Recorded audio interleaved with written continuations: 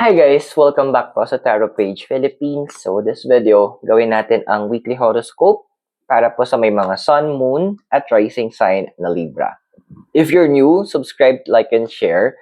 Kung hindi mo alam yung Sun, Moon, at Rising sign mo, importante siya. Sa dulo ng video, may link tayo para mapanood mo. Readings are for guidance purposes. Use your free will wisely. At kung gusto nyo pong magkaroon ng access mapanood ang ating upcoming predictive readings, click nyo lang po yung join button sa baba. Or if you want to support our channel, para lumago po ito, pwede nyo po i-click yung ating thanks button. Libra. Kamusta ka ba? Hanggahabol lang yun nga. Well, literal, yun din yung card, number 29. Breathe. Alam mo, welcome to your villain era. Ayan. So, medyo dun tayo sa dark side of Libra. Ayan.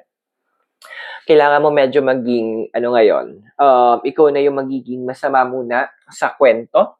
Kaya ikaw yung magiging, sabihin natin parang kontrabida.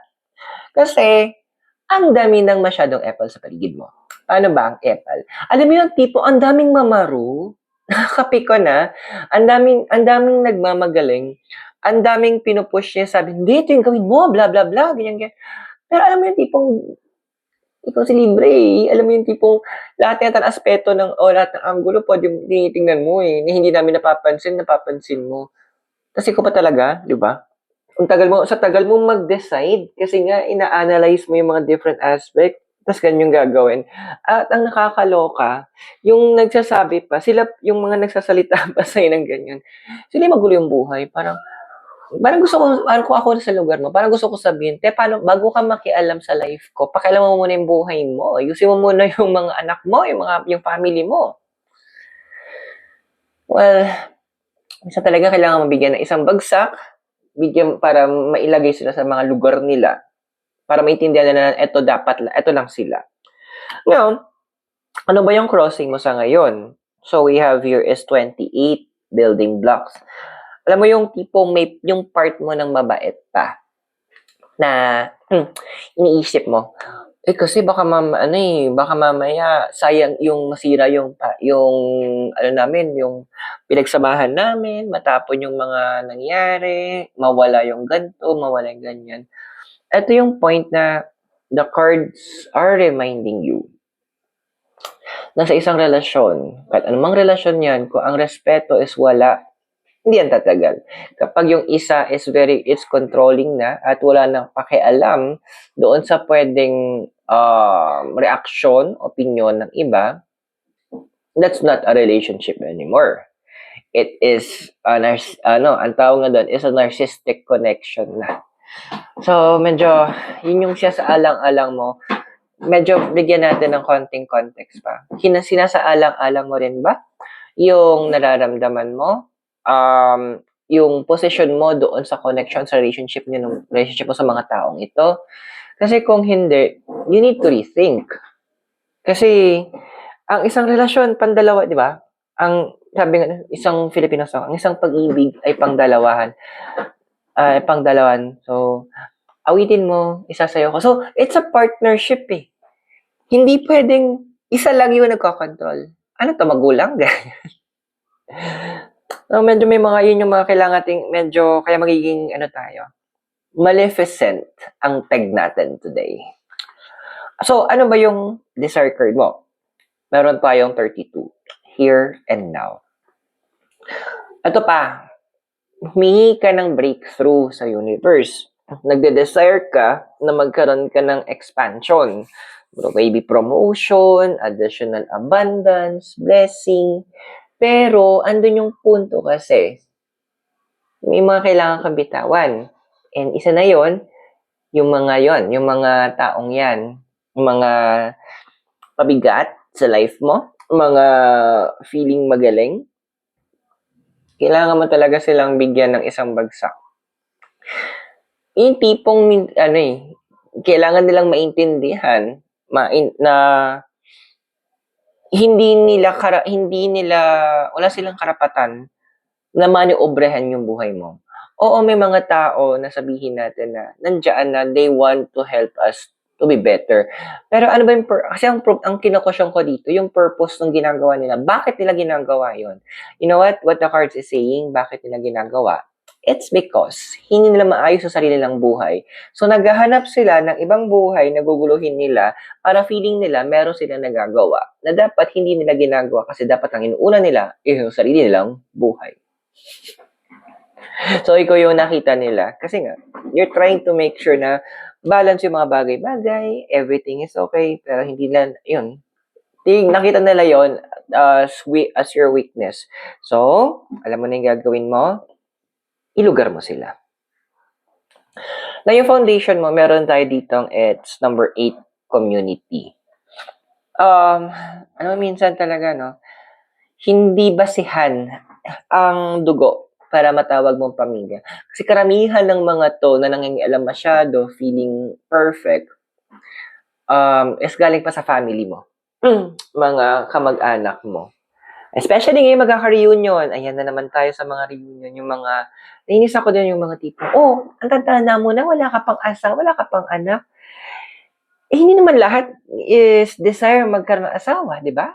May iba gusto i-build yung yung finances nila. Iba gustong maging provider sa immediate family nila.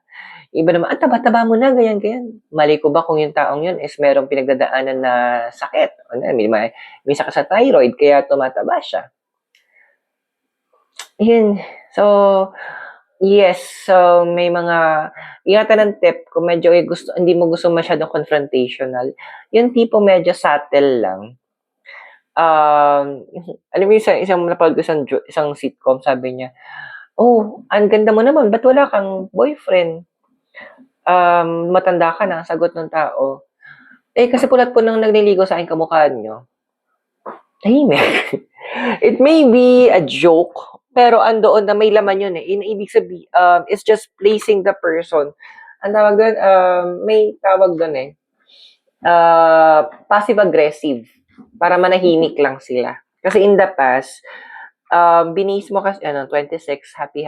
Na-base mo kasi yung fulfillment mo, happiness mo, sa validation or reaction ng mga ibang tao. Let's stop that. Tigilan na natin yun, na X na yun. Kasi, ito yung moment na kailangan mo alamin, ano ba talaga yung nagpapasaya sa'yo? Ano ba talaga yung nilagay ng universe sa heart mo na purpose mo? Hindi ka nandito para tuparin yung pangarap ng ibang tao. Oo, pwedeng like sa magulang, gusto ko paglaki mo maging doctor ka, but yung heart niya is on the arts. So, sometimes, hindi dapat dinidiktahan ng magulang kung ano yung gagawin ng anak para to have a fulfilled life. Bakit? Kasi, meron tayo iba't ibang path na galing sa universe. Yes, andun yung purpose na gusto lang na magulang natin na maging secured tayo in the future. Pero, they should also know what makes you happy and secured. Kasi in the future, we have your number 43, deep knowing. Dude, hindi ako magtataka na may mga iba sa inyo, might try na intindihin bakit ganun yung mga tao sa paligid nyo. So, may mga iba nakita ko possible nagbabalak na bumalik sa pag-aaral or mag-take ng other courses.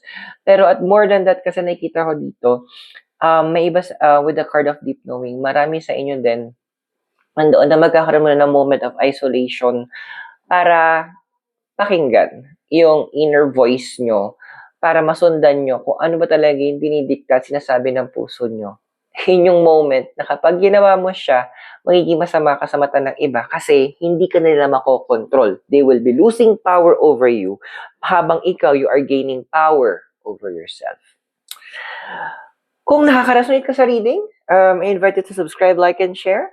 And para mapanood mo din yung upcoming predictive readings natin, i-click mo yung join button sa baba. For now, tuloy natin reading mo. Your physical environment we have here is serendipity. Dude, wag mo Libra, wag mo ipagsiksikan yung sarili mo sa isang lugar na hindi ka welcome.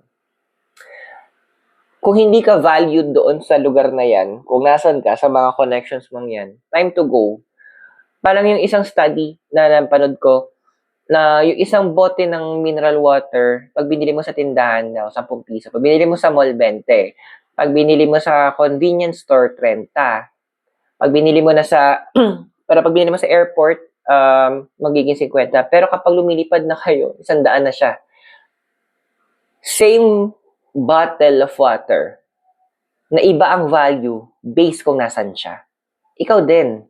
Ano ba yung pinaka-value mo? Yun yung kailangan mo ngayong bigyang pansin. Kung hindi ka importante, find where you are valued. Paano malaman yun? Listening to your heart. Kasi yun yung magsasabi sa'yo, dito ka dapat, ito yung para sa'yo. So, when was the last time na binigyan mo ng chance na mahanap mo yung personal happiness mo and finding your own value in this world? Now, emotional environment mo, medyo nagsusupport din siya dun sa physical mo. Number 50, no place like home. Alam mo, again, sometimes hindi sa mismong household natin tayo mabavalue. Minsan ng ibang tao makikita ng value natin. Yes, andoon na, kasi gusto ko makasama yung family ko, yung mga loved ones ko, umangat, to be successful. Although, napakaganda nung gusto mo, pero sorry to say, imposibleng mangyari yung ganon. Kasi, kailangan mauna ka umakyat. para matulungan mo sila. Ang hirap, parang yan, parang mountain climbing. Ang hirap, dude, na mag-mountain climbing, tas sabay-sabay kayo. Laging may isa mauuna. Siya yung magsiset ng mga lugar na kung saan pwedeng kumapit, saan pwedeng mag-anchor yung mga sumusunod para mas maging maayos at madali yung pag-akyat. And you are that person. Ikaw yun, Libra. So, andito yung point na pero madami sa inyo, you need to find your emotional support, hindi sa family nyo, pero doon sa mga tao na tinuturing kang pamilya. Hindi ba may sabi nga nila, minsan kung sino pa yung hindi mo kadugo, sila pa talaga yung magmamahal sa'yo ng buo.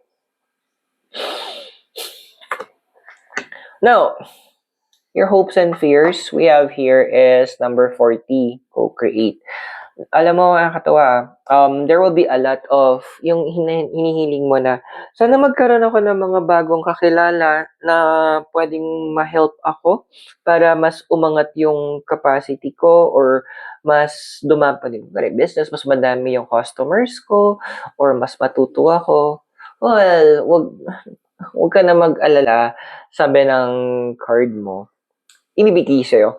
The card of the co-create is advising na bibigyan ka ng mga tao na magme-mentor sa'yo and who will provide din ng mga emotional support na kailangan mo. Actually, hindi lang emotional support yung ibibigay ng iba eh. Hindi lang isa to eh. Multiple people to na magiging partners mo in different aspects ng life mo. So, prepare mo na rin din to recognize them along the way. Kasi, future-wise, number 14, truth be told. Alam mo yung tipong pag dumating na yung mga tutulong sa'yo para mahasa yung iyong kapasidad at umangat ka, alam mo madami makikilala mo sa mga kamag-anak mo, yung mga may crab mentality. Yung tipong ang sagwa lang nila, mag-iisip pa sila ng mga pangit na rason bakit ka umangat. Andoon na sila mismo yung hahanap ng paraan para i-pull down ka. Pero andun yung point kasi, cut them off. Magiging villain ka talaga sa mata nila. Magiging maleficent ka. You are the hero villain sa buhay, ng sarili mong buhay. Be a hero to yourself and be a villain to those who do not value you. So I hope nakatulong yung readings. Those are for guidance purposes. Use your free will wisely. At kung bago po kayo, subscribe, like, and share. To access our upcoming predictive readings, i-click mo lang po ang ating join button sa baba. Libra, maraming salamat. God bless, Namaste. Hare Krishna and blessed be, and hope to see you soon. Mula po sa Baguio City, have a great day. Bye for now.